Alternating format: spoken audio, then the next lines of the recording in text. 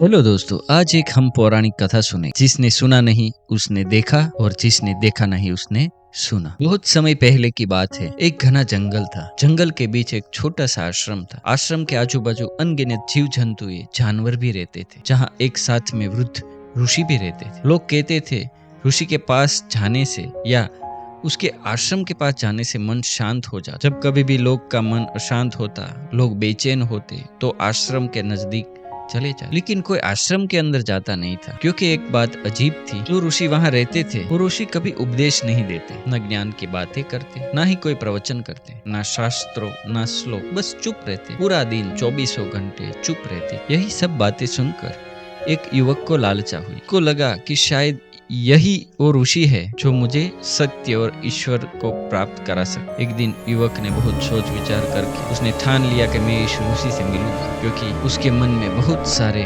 प्रश्न थे। जीवन को लेकर, सफलता को लेकर, सुख और दुख को लेकर, धर्म को लेकर, ईश्वर को लेकर, सत्य को लेकर, वह सब कुछ जानना चाहता। वह चला गया आश्रम में जाने के बाद उसने ऋषि से कहा, गुरुदेव, मैं जीवन का सत्य जानना चाहता हूँ। कृपया करके मुझे ज्ञान प्रदान करें। मुझे लगता है कि आपके सिवा कोई मुझे ये नहीं दे सकता। आपके पास वो शक्ति है तो मुझे ज्ञान और ईश्वर दोनों को मिला सकता। ऋषि कुछ नहीं बोले, थोड़ा मुस्कुराए। उस युवक ने फिर कहा, गुरुदेव, मैं जीवन का सत्य जानना चाहता हूँ, ईश्वर से मिलना चाहता हूँ। कृपया करके मुझे वह रास्ता दिखाइए। तब ऋषि थोड़े मुस्कुराए, को सामने बहती छोटी सी नदी की ओर इशारा और कहा, चलो मेरे साथ। इशारों में बात हुई, क्योंकि ऋषि तो कुछ बोलते नहीं थे। युवक चकित हो गया। थोड़ी देर बाद दोनों युवक और ऋषि चलते चलते उस नदी के पास पहुंचे। इशारों में ऋषि ने कहा कि चलो इस नदी में पद्मासन करके बैठ जाओ। युवक को पता था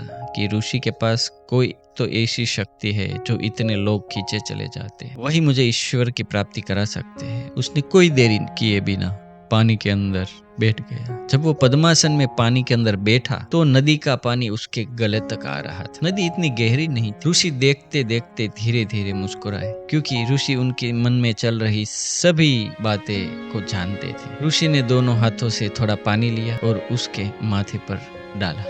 युवक ठिठक गया, पानी ठंडा था। फिर और पानी डाला, फिर युवक फिर से ठिठक गया। ऋषि ने इशारों में पूछा, तुम्हें कुछ महसूस हुआ? युवक ने कहा, नहीं, महसूस तो कुछ नहीं हुआ, लेकिन मैं ठिठक गया। थोड़ी देर बाद ऋषि ने उस युवक के बाल पकड़ लिए और उसका सिर पानी के अंदर डुबो दिया। वो युवक घबरा गया, खड़ा हो गया।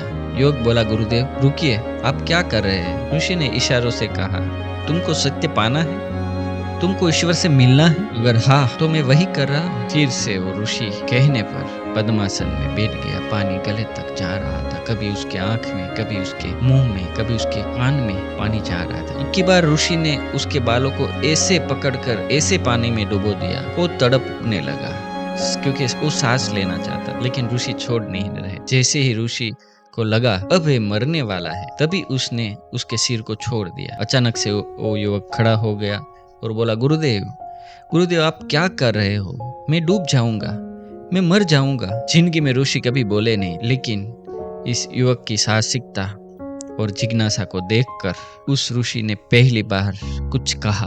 पहली बार वो बोले, जब तुम्हारा सिर पानी के अंदर था तुम क्या सोच रहे थे? ज्ञान, सत्य, ईश्वर या धन या धर्म? युवक हाँफते हुआ बोला, गुरुदेव, मैं बस सांस लेना चाहता था, मैं बस जीना चाहता। ऋषि मुस्कुराए और बोले, जब तक तुम्हें सत्य की उतनी ही तड़प नहीं हो जितनी सांस लेने की, जब तक तुम्हें ईश्वर की उतनी तड़प नहीं हो जितनी तुम्हें जीने की थी, तब तक ज्ञान या सत्य या ईश्वर सिर्फ शब्द और बातें रहेगी। इतना सुनते ही युवक शांत हो गया। ऋषि आगे बोले, सुनते बहुत है लोग, सुनते बहुत है, पर सुनकर भी नहीं सुनते।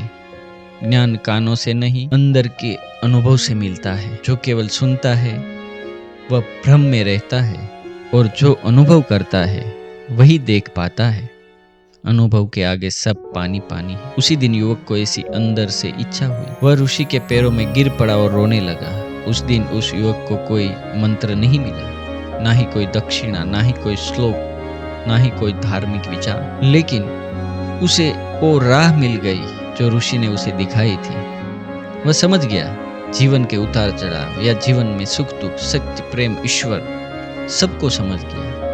वो किसी के कहने से नहीं आते, खुद के जानने, खुद के अनुभव करने से आते हैं। ईश्वर सत्य प्राप्त हो या ना हो, लेकिन उसकी राह पे चलने से आते। और उसी दिन से बस वो सुनने से ज्यादा जीने लगा, देखने लगा। कहानी का अंतिम संदेश यही कहता है कि सत्य वही नहीं जो सुना जाए, सत्य वह है जो अनुभव किया जाए, सत्य वह है जो अपनाया जाए। क्योंकि जो केवल सुनता है वह भटकता रहता है, जो केवल सुनता है वह अपने मन में भटकता रहता है, और जो समझता है, जो अनुभव करता है, जो देखता है, वो सब कुछ सुन भी पाता है और देख भी पाता है, और सब कुछ उसको मिल भी जाता है।